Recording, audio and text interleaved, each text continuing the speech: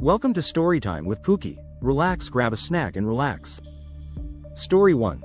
He was living in the walls. I worked the overnight shift at a Walmart super center just outside St. Louis. I liked the quiet.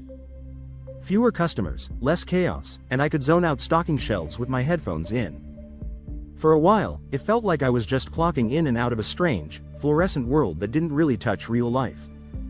But something started happening that made all of us feel off. Things would go missing.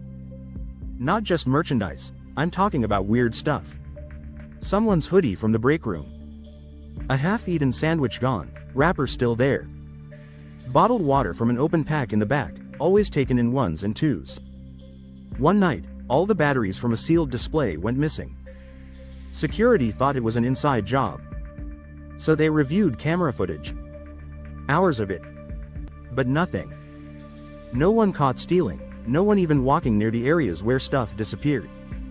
Then, one of the janitors quit without notice. He left a single note in his locker. He watches from behind the paper towels. I hear him breathing.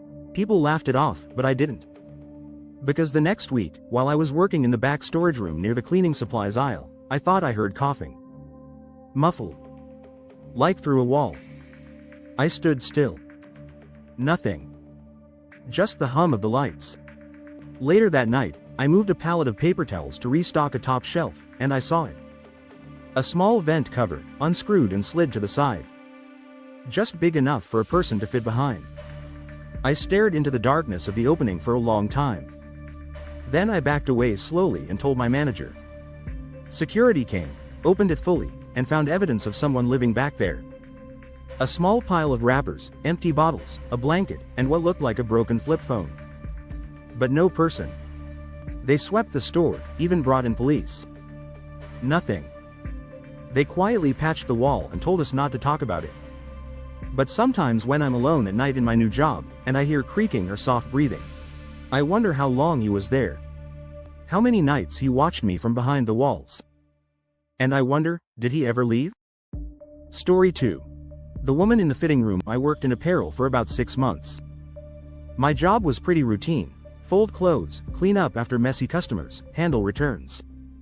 The worst part was the fitting rooms. People left food, drinks, makeup stains, you name it. But it wasn't until I met her that I realized how unsettling retail could really be. It was a quiet Tuesday night. I was alone in my section and about to close the fitting room area. That's when a woman walked in. No cart, no basket, just 5 identical white tank tops draped over one arm. She didn't say a word. Just stared at me. Her eyes were wide, unblinking, and there was something off about her. Her skin looked too pale under the store lights, and her lips were a dry, chapped red like she'd been biting them. I gave her a room and went back to folding. 15 minutes passed. Then 20. I knocked gently and said, "Ma'am, we're closing soon." No answer. I checked under the stall door. No feet. So I opened it, and found nothing. No tank tops. No woman. No sign she had ever been there. I checked the other stalls. Empty. I radioed security and asked if they saw her leave. They hadn't. The next morning, I was called in early. A manager wanted to talk. He showed me footage from the night before. She never walked in. But the cameras showed me talking to someone. Handing over clothes. Then opening the stall, panicking, and searching the room. I asked what they thought happened. They looked uncomfortable and told me not to worry. You were probably just tired. A few days later, a coworker found something wedged behind a mirror in the last fitting room stall. It was a single white tank top, and underneath it, taped to the wall, was a Polaroid photo. Of me, folding clothes. From behind. Story 3. Night shift parking lot. I just turned 20 and started working at Walmart to save for school. I usually got the closing shift, meaning I'd leave around midnight and walk to my car in the giant, mostly empty parking lot. At first, it was fine. But then I started noticing the van. It was always parked in the far corner. Old, beat up. One of those white utility vans with the back windows spray painted black. Sometimes it wasn't there when I started my shift, but always there when I left. I mentioned it to a coworker, jokingly, but she got quiet and said, "You should ask for an escort out. Just in case." One night, I stayed later than usual, helping unload a late truck. By the time I clocked out, the lot was dead. Only 2 cars left. Mine, and the van. As I walked out, I noticed the van's engine was running. There was no one in the driver's seat. But the passenger door was slightly ajar. My stomach dropped. I turned back, heading toward the store, but the sliding back door of the van slammed shut, and then the lights cut off. I ran. Security walked me to my car. The van was gone by then. A few nights later, the same van was spotted outside another nearby Walmart.